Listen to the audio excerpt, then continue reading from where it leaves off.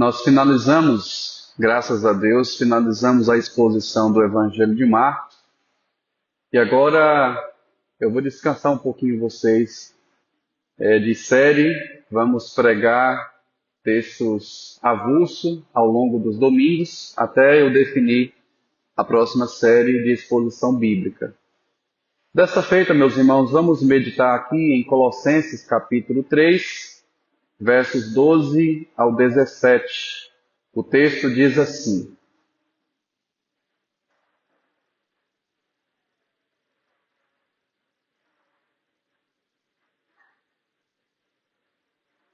Revesti-vos, pois, como eleitos de Deus, santos e amados, de ternos afetos de misericórdia, de bondade, de humildade, de mansidão, de longanimidade, suportai-vos uns aos outros, perdoai-vos mutuamente, caso alguém tenha motivo de queixa contra outrem. Assim como o Senhor vos perdoou, assim também perdoai vós. Acima de tudo isto, porém, esteja o amor, que é o vínculo da perfeição. Seja a paz de Cristo o árbitro em vosso coração, a qual também fostes chamados num só corpo, e sede agradecidos. Habite ricamente em vós a palavra de Cristo, instruí-vos e aconselhai-vos mutuamente em toda a sabedoria, louvando a Deus com salmos e hinos e cânticos espirituais, com gratidão em vosso coração. E tudo o que fizerdes, seja em palavra, seja em ação, fazei-o em nome do Senhor Jesus, dando por ele graças a Deus Pai. Vamos orar? Senhor, nós desejamos ser edificados nessa noite, ser alimentados pela Tua palavra. Ajude-nos a compreender e principalmente ajude-nos a colocar em prática este ensinamento ao longo desta semana. Assim oramos em nome de Jesus Cristo, o nosso Salvador. Amém.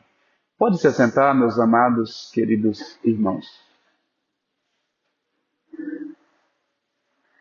Amados irmãos, a igreja de Colossos, e por isso aos Colossenses, a igreja de Colossos era uma comunidade jovem, apenas recentemente estabelecida na ocasião em que Paulo escreveu para ela. Era uma igreja que se residia, ou melhor, que cultuava a Deus na cidade de Colossos. Alguns teólogos sustentam que a igreja de Colossos tinha um período de apenas algumas semanas, ou no máximo alguns meses de existência, no momento que Paulo escreveu esta carta a ela. A instrução do apóstolo Paulo para aquela igreja era basicamente de despojamento e revestimento, no sentido de os seguidores do Senhor Jesus abandonar o antigo modo de vida e revestirem-se de uma nova vida cheia de alegria no Espírito Santo. O apóstolo Paulo, meus amados queridos irmãos, o apóstolo Paulo, ele diz, revesti-vos, pois. Então ele pede aos seus ouvintes para que eles pudessem revestir do novo homem que estava sendo renovado para o pleno conhecimento. Esse revestimento aqui, irmãos, só é possível por meio da obra de Jesus Cristo. Somente Jesus Cristo pode nos revestir da justiça que procede de Deus.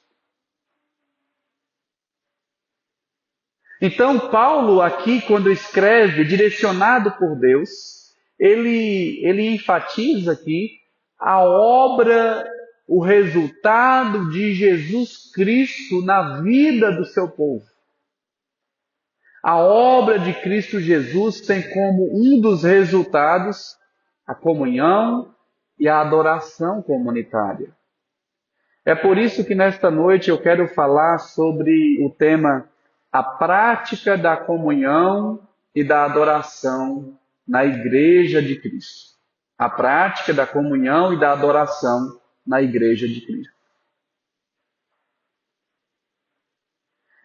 Em primeiro lugar, irmãos, nós precisamos pensar, refletir nessa ordem estabelecida, nas ordens estabelecidas nesse texto. Isso porque a prática da adoração e da comunhão é uma realidade na Igreja de Cristo. Isso implica que todos os que pertencem a uma igreja deem testemunho de afeto e amor uns para com os outros e participem da mesma fé e adoração a Deus, ao único Deus, como nós já lemos aqui em 1 Coríntios 13, também em 1 João capítulo 3. E este texto que nós lemos começa descrevendo duas qualidades ao povo de Deus, quando diz, no verso 12, revesti-vos, pois, como eleitos de Deus, santos e amados,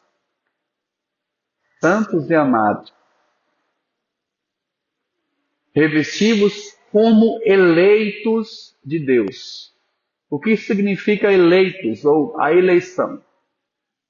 Definindo o termo, meus amados irmãos, a eleição é o plano eterno e insondável de Deus, pelo qual, em sua soberana vontade, Ele escolheu uma família, uma nação ou um indivíduo, sem nenhum merecimento por parte deles, para que, por meio de Jesus Cristo, recebessem então a graça da salvação e realizarem a sua vontade neste mundo. É isso que é eleição. Em resumo, é a escolha de Deus para a salvação. Portanto, ser eleito é ser escolhido para fazer a sua vontade. Enquanto o termo aqui para ser santo, quer dizer a santidade ou a qualidade da pessoa salva, que agora é diferente.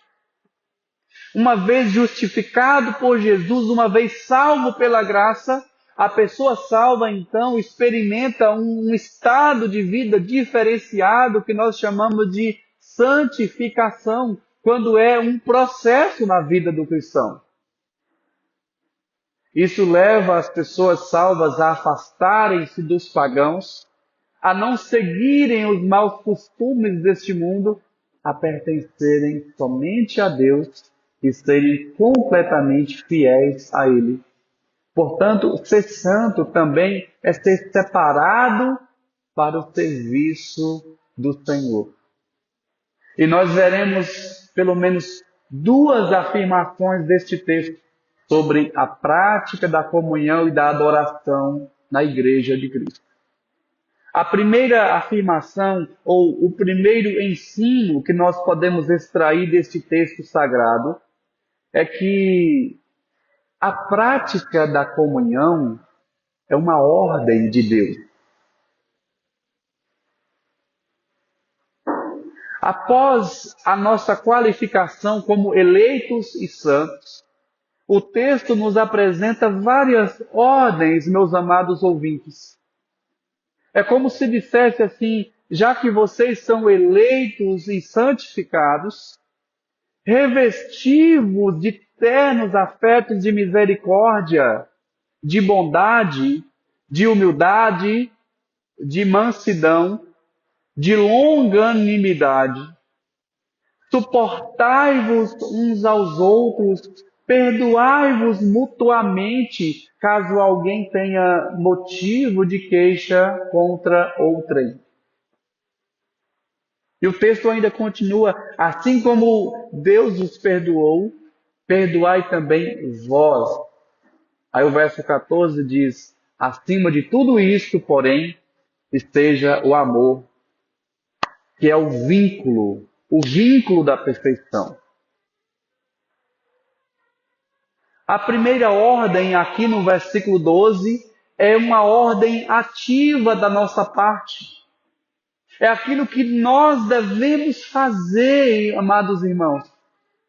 Revestindo-nos de quê mesmo? Como foi lido aqui, de afetos, de misericórdia, ou seja, a sincera compaixão por aqueles que sofrem, aqueles que necessitam da nossa ajuda.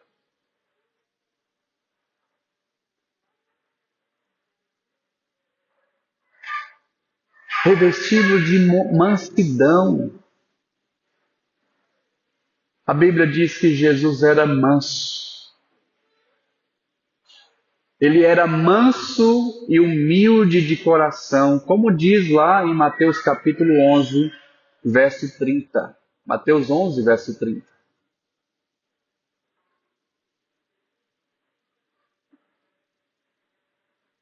É uma disposição, irmãos, é uma consideração pelo outro, uma disposição para abrir mão do direito próprio. O texto diz sobre longanimidade, é ter longo ânimo diante de alguma situação, ao invés de ser uma pessoa irada, uma pessoa vingativa, uma pessoa rápida em atribuir o mal por mal. Ser longânimo é você permanecer com o seu bom ânimo estendido, certo? É você ser paciente, é você demorar para agir. E a Bíblia nos diz lá no livro de Tiago: estejamos prontos para ouvir, tardio em irar, demorados para irar. Significa então conservar o bom ânimo por muito tempo, e mesmo quando a pessoa comete um erro que nos afeta, a nossa atitude como eleitos e santos, santificados por Jesus, a nossa atitude é de paciência. Paciência. Precisamos suportar o erro do próximo. Sabe por que devemos suportar o erro do outro? Porque Deus, em Cristo Jesus, nos suporta todos os dias. Ele é misericordioso, ele é manso, é longânimo. Precisamos perdoar o nosso próximo, assim como Cristo nos perdoou. E aqui, amados irmãos, neste ponto do perdão, o apóstolo Paulo, direcionado por Deus, ele se refere ao sacrifício de Cristo por amor a nós, o sacrifício de Cristo na cruz. Foi ele que nos reconciliou com Deus. A Bíblia nos diz que ele nos amou, sendo nós ainda inimigos. Nós éramos inimigos de Deus antes da conversão, antes da transformação. Mas Jesus, como nosso irmão mais velho, ele ficou naquela cruz. Jesus, como o unigênito do Deus Pai, também o primogênito entre muitos irmãos, como diz a Bíblia, ele nos representou lá. Ele apaziguou a ira do Pai contra o pecador que sou eu e você. Isto se relaciona, irmãos, este perdão, essa longanimidade, essa bondade, misericórdia, se relaciona com o fruto do Espírito, conforme Gálatas capítulo 5. Esse texto até se parece com Gálatas. Quando distingue as obras da carne, as obras das pessoas que não creem em Jesus e as obras daqueles que são eleitos, chamados para a salvação e santificados. Mas eu pergunto agora para você pensar: o que leva uma igreja a experimentar de fato a comunhão? O que leva eu e você a experimentarmos união, a comunhão? O texto que lemos destaca dois atributos indispensáveis para isso. Esses dois atributos vincula e modera essa santa convivência. De acordo com o versículo 14, o amor é um desses atributos que faz com que nós pratiquemos a comunhão. O texto diz: acima de tudo, tenham amor, pois o amor une todas as coisas. Como diz lá na versão linguagem de hoje, o amor une todas as coisas. O amor, conforme a Bíblia, cobre multidão de pecados. O amor, amados irmãos, une os cristãos e atrai os não cristãos. De acordo com João capítulo 17, o mundo conhecerá a Jesus por causa do amor que temos uns para com os outros. É sendo unidos, amando uns aos outros, que o mundo reconhecerá que Cristo vive em nossas vidas. O amor é a mais elevada qualidade cristã, como lemos lá em 1 Coríntios 3. Devemos nortear todas as relações com o próximo e com Deus com esse atributo chamado amor. Só que esse amor, ele não é um sentimento, certo? Biblicamente falando, amor é uma decisão. Acontece que em nossos padrões, ou o padrão da sociedade, é de primeiramente sentir algo pela pessoa. Tem até um ditado popular, né? Meu santo não bateu com o santo dele. Como assim, se amor, biblicamente falando, é uma decisão? Se Deus nos amou, sendo nós ainda pecadores, independente de nós, Ele decidiu amar.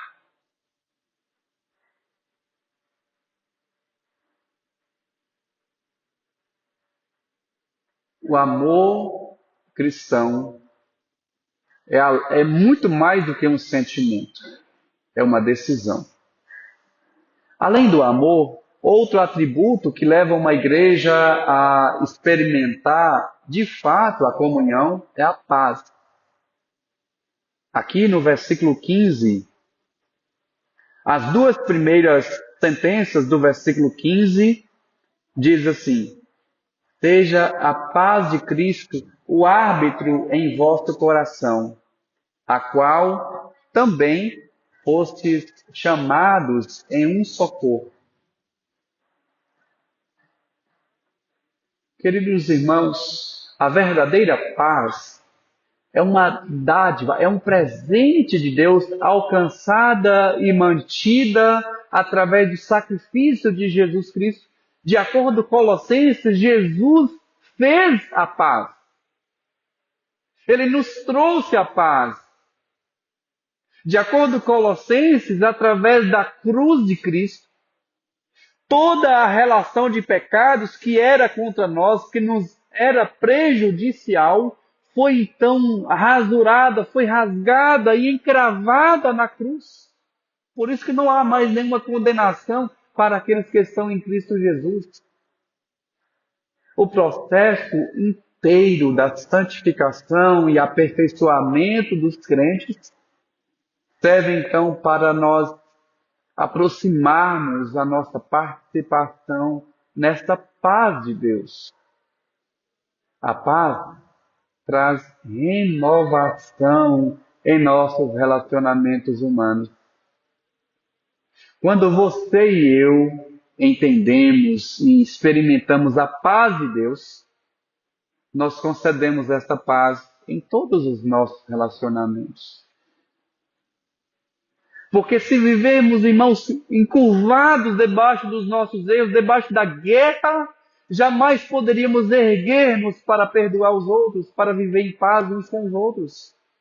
Mas se Jesus nos libertar, nos conceder esta paz, não há barreiras em nossos relacionamentos. Viveremos tranquilos. É Jesus que faz com que a paz domine o coração do homem. Por isso que essa paz é o árbitro, é o juiz em nossos corações, ele que modera os nossos relacionamentos. Quando Jesus ressuscitou ao terceiro dia, no dia de domingo, quando ele ressuscitou, diz a Bíblia que ele se pôs no meio dos discípulos, de acordo com João capítulo 20. João capítulo 20, ele entrou na casa onde os discípulos estavam e pela segunda vez ele disse: paz seja convosco.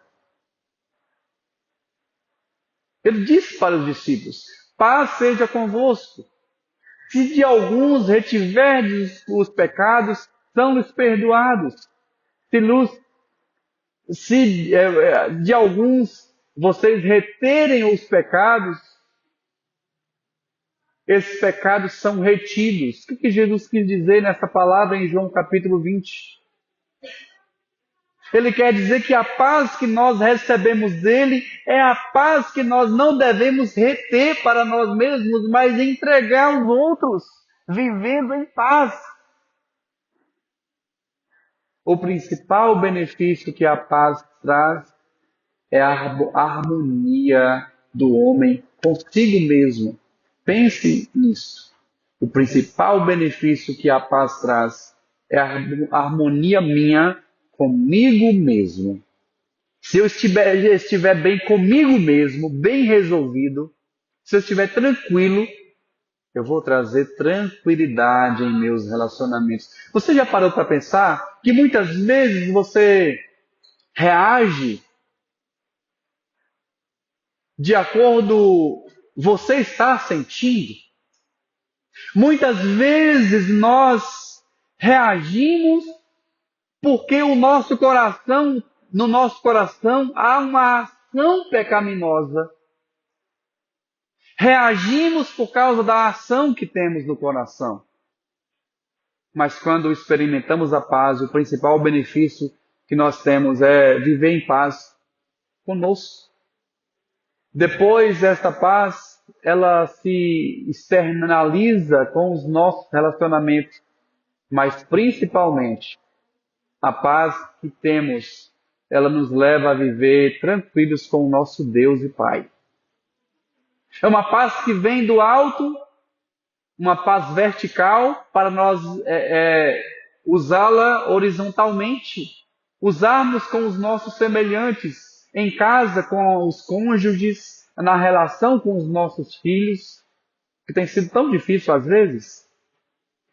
Mas é a paz que nós recebemos de Deus, que nos dará tranquilidade para lidar com os nossos filhos, de maneira firme, de maneira disciplinada, porém de maneira tranquila, sem ira, sem raiva, pois é assim que Deus nos trata. Corrigindo sim, disciplinando sim, mas com amor. É assim que Deus nos corrige, pois Ele corrige a todos quanto ama. E isso, meus irmãos, só é possível através da obra de Jesus Cristo, mediante a operação do Espírito Santo em nossos corações. A disposição para perdoar quem nos ofende só é possível quando nós experimentamos a paz de Deus. E nas últimas semanas, meus irmãos, temos ouvido más notícias. As últimas notícias sobre a guerra lá na faixa de Gaza é um chocante exemplo do que a falta de paz pode resultar para as nações. Que nós continuemos orando para que haja paz, para que as pessoas reconheçam o príncipe da paz que é Jesus, o único que pode apaziguar toda a guerra. o único que pode pacificar. E a Bíblia diz: bem-aventurados são os pacificadores, porque serão chamados filhos de Deus. Vivamos como pessoas que receberam a paz e que transmitem esta paz em todos os relacionamentos. Se, por um lado, a comunhão da igreja é uma ordem, como nós acabamos de ouvir aqui, a comunhão da igreja é uma ordem. Por outro lado, a segunda afirmação, o segundo ensino deste texto, é que a prática da adoração é um privilégio. É um privilégio. Versos 15, a última parte do verso 15 ao verso 17. Aí eu pergunto, por que será que adorar a Deus é um privilégio? É um privilégio porque nós fomos escolhidos e separados para o louvor da sua glória. É um privilégio porque nós não éramos povo de Deus. Éramos inimigos, mas agora somos povo de Deus. Nós somos raça eleita, sacerdócio real, nação santa, um povo de propriedade exclusiva de Deus, como diz lá em 1 Pedro, capítulo 2, versos 9 e 10. A última parte aí do versículo 15 do texto que lemos diz assim: e sede agradecidos. Meus irmãos, a Bíblia nos mostra que há várias formas de adoração a Deus. Podemos adorar a Deus por meio da pregação. Nesse momento que estou pregando a palavra, é uma maneira de eu adorar a Deus também. Tem até um livro chamado Exultação Expositiva, um livro muito bom sobre pregação. É uma forma de adorar a Deus. A leitura da Bíblia também é uma forma de adorar a Deus. A oração é um meio também pelo qual nós adoramos a Deus, assim como os louvores que nós prestamos aqui nesta noite. De acordo com o texto que nós lemos, devemos adorar a Deus por meio de louvor, ações de graça também. É por isso que a ordem do texto é: sede agradecidos. Sede agradecidos. Tem a ver com o nosso contentamento diante da maior bênção que é a salvação em Jesus Cristo. Ser agradecido é dar ações de graças àquele que é devido. É sermos gratos a Deus pelos seus feitos. Em tudo dai graças, porque esta é a vontade de Deus em Cristo Jesus para conosco. 1 Tessalonicenses, capítulo 5, verso 18.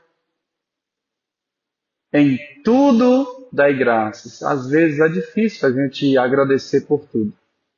É aquele plano que não deu certo, aquela viagem que foi frustrada, aquilo que nós planejamos, aquilo que nós tanto gostaríamos, que perdemos, aquele prejuízo que tivemos.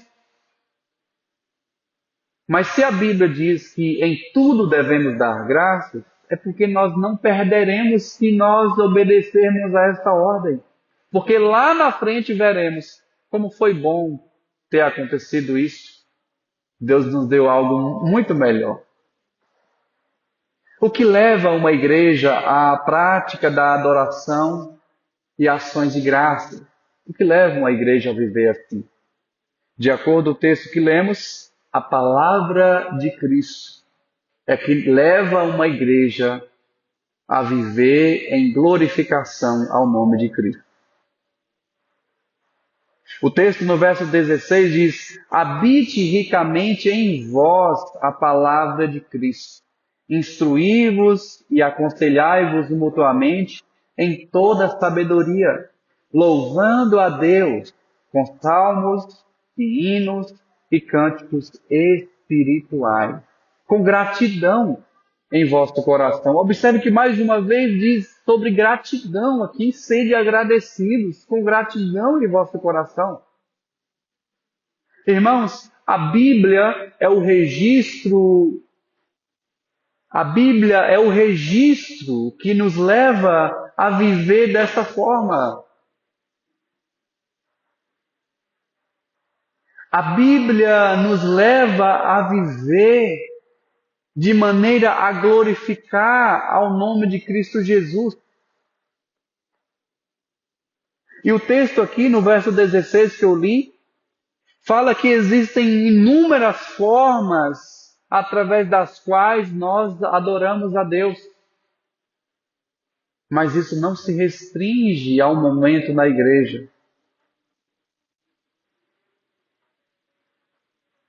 Isso não se restringe, não se limita ao momento aqui no culto de domingo à noite.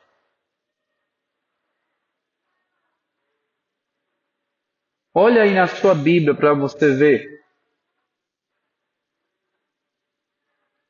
Você verá aí no versículo 17.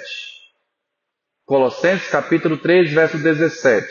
E tudo o que fizerdes, seja em palavra, seja em ação, fazei-o em nome do Senhor Jesus, dando por ele graças a Deus Pai.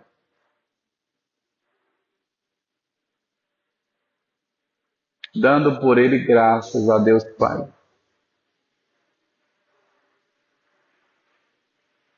E tudo o que fizerdes, isto envolve o seu trabalho amanhã, ao longo dessa semana. Isso envolve tudo o que você faz na sua casa. Isso que você envolve tudo o que você faz aonde você estiver. Tudo devemos fazer em nome do Senhor Jesus, dando por Ele graças a Deus Pai, porque tudo é feito por causa dEle, por meio dEle e também para Ele são todas as coisas. A Ele a glória por todas as gerações, para todo sempre. Amém.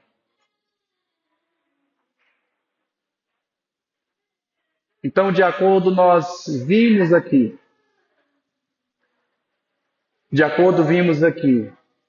nós devemos então e vivemos para adorar a Deus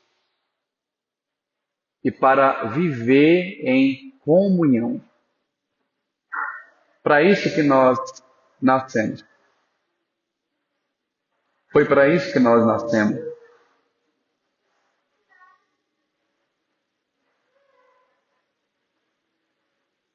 Que ao longo dessa semana, em tudo que nós fizermos, possamos dar glória ao nosso Deus.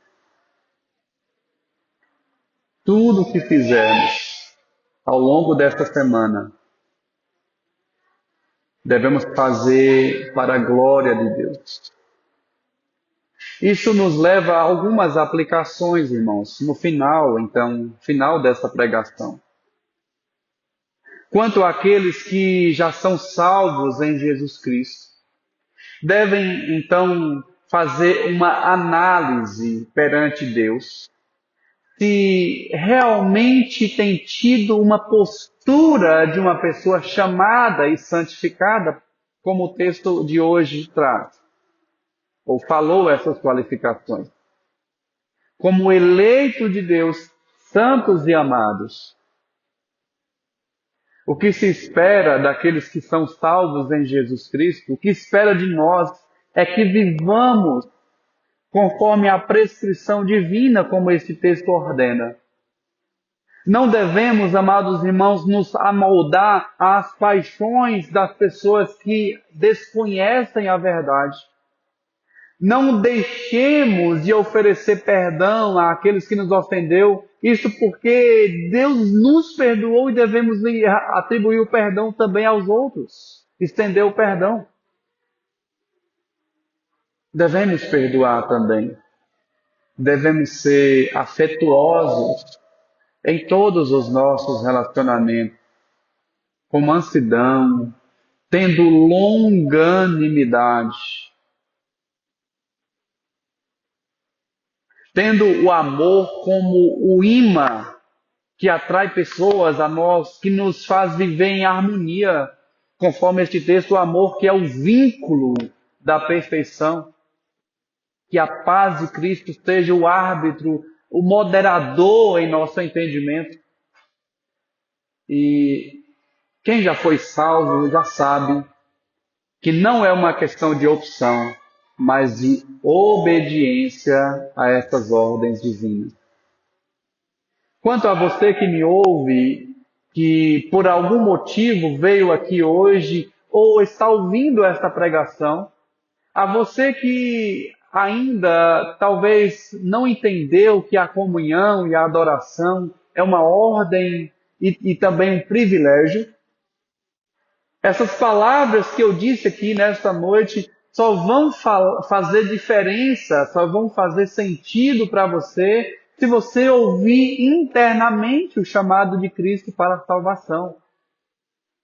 É só entendendo a sua identidade em Cristo Jesus que você obedecerá alegremente a esses mandamentos. Este, irmãos, por fim, este é um convite para vestirmos a camisa do Evangelho de Cristo Jesus. Que amanhã ou ao longo da semana, quando você for se vestir, lembre-se que da mesma forma como nos vestimos fisicamente, devemos revestirmos interiormente, espiritualmente falando, de ternos afetos de misericórdia, de bondade, de humildade, de mansidão, de longanimidade, suportando-nos uns aos outros ao longo da semana, perdoando aqueles que pisaram em nosso pé, tendo a seguinte referência: assim como Deus, através de Jesus, me perdoou, me acolheu, eu devo também acolher aqueles que são fracos, aqueles que por alguma razão nos ofenderam. Que o amor e a paz de Deus, que excede todo o entendimento, possam guardar o nosso coração de toda dureza, de toda ira, de toda atitude cruel, e que assim possamos viver como Jesus viveu. Vamos ficar em pé, irmãos, vamos orar.